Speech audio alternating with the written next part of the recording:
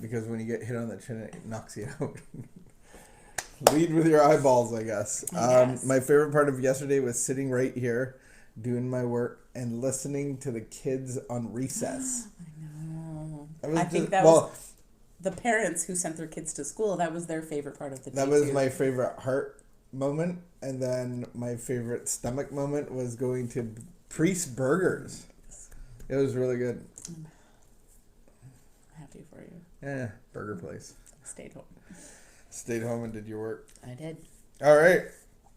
What do we got on the schedule? What day is it? The 10th. Today is September 10th. 10th. Oh, it's your turn to read. Oh, wait. Even. You chugged that coffee? What'd you have? I'll check it. Americano? Yeah, Americano. Americano, and then you're going to hit the cold coffee, or is cold coffee done? I see you're wearing a sweater. I've been wearing sweaters all summer. I think we were wearing sweaters when we first started our morning devos online. And now we're going into sweater season again. Yeah. You finally turned the air conditioning off, though, so that's nice.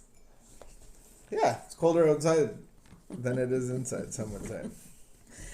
All right. Self-approval. Most of us want to be... Self-approval? Yes. Are you so curious? I'm kind of curious on where this is. You're ready. You're so curious. Most of us want to be liked. We want other people to think of us as nice, friendly, kind, and loving. Most of us want the approval of others. Since childhood, some of us have been trying to get approval, trying to get people to like us and think highly of us. We may be afraid people will leave us if they disapprove of our actions. We may look for approval from people who have none to give. We may not know that we're lovable now and can learn to approve of ourselves. In order to live happily, to live consistently with the way our higher power wants us to live, and to tap into a way of life that is in harmony with the universe, we need to let go of our extreme need for approval. These unmet needs for approval and love from our past gives others control over us today. These needs can prevent us from acting in our best interest and being true to ourselves. We can approve of ourselves. In the end, that's the only approval that counts. Today, I will let go of my need for approval and my need to be liked. I will replace them with a need to like and approve of myself. I will enjoy the surprise I find when I do this. The people who count, including myself, will respect me when I am true to myself.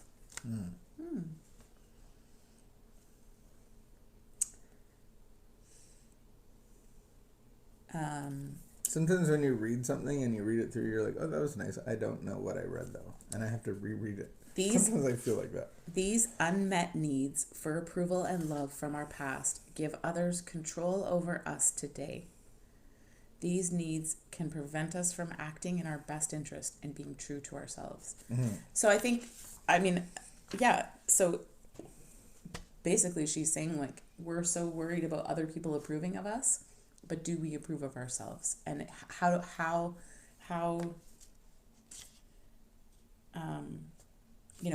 if I don't know that I'm lovable and approving of myself, if I have low self-esteem and I'm insecure and I'm reacting all these ways, then that actually has an effect of actually pushing people away and causing. Oh, for sure, because you're consuming people.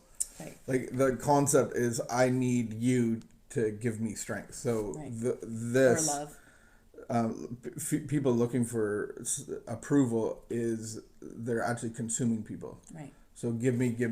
I'm taking from you. Because I think if I don't approve and love of myself, and I don't know that I have a higher power who created me, who loves me, and who approves of me, then it's almost like the plug in the drain is not plugged in. And so no matter how much love and affirmation you give me, it's like it just unsatiable. It goes through the drain. It's not plugged in. It's empty, or it's emptying constantly. Yeah, and Jesus said, "This water that I give you, you will never thirst again." Right. And the water from this world, and we look at for life and validation from others, and it's just consuming others. And so we get in these consumeristic relationships, and we really do push people away because people don't like to be consumed at the end of the day. Unless they're in super unhealthy relationships and that's what they're addicted to. So the starting point would be coming, like, recognizing, proof of myself. Do I actually love myself? Do I care for myself? Do I take care of myself? And if not, or am I more worried about what other people think? Am I more worried about like getting affirmation and love and attention from other people? And so the starting point would be like letting go of that need for approval. So admitting and then releasing, take like just that constant like saying like. I think so many of us coming into the rooms of recovery do despise ourselves and we don't feel good about ourselves, and addiction made us a certain way that we are embarrassed about, shameful about, and we despise ourselves. And so the new life that we have in recovery out of our relationship with God is a new life, and I think we grow to accept it and love it and go like, I can love myself because God first loved me. And that's my experience, is that I didn't really know what love was. I didn't know what self-acceptance was. I tried to prove myself. I tried to earn everybody's approval by being in competition with the world around me. Right. And it's exhausting. Right. And I'm looking for everybody's approval, and I'm doing things beyond my boundaries and pushing all the boundaries, looking for approval and from everyone and everything. And so I always thought love was a certain thing, but it was all about me getting something. It was about me consuming. And so when in my first year of recovery, I was actually filled with God's love. I had an experience of God pouring his love into me. And it was the first time I felt love. And so that was the first time I could love myself, because God poured his love in me. And then I can love myself without seeking approval from the world around me. Stay in my lane. Do some shoulder checks here and there. But Good. That's good. Yeah. So I think God approves of us all the time. He's never, I remember being in a prayer ministry appointment and going through some family of origin stuff. And I just had a phrase in my head that God has never been disappointed in me. And I thought that was super powerful, because I've done some super disappointing things. And God created me. He knew from the very beginning what I would do and where I would go. And he knew me by name. He knew every hair on my head. He knew everything about me. And I'm not a disappointment to him, even though I've disappointed myself in the world around me. Right. But we're his creation. And so he must be very proud of that. So I think it gives him great pleasure when we accept who we are and love ourselves. Yeah.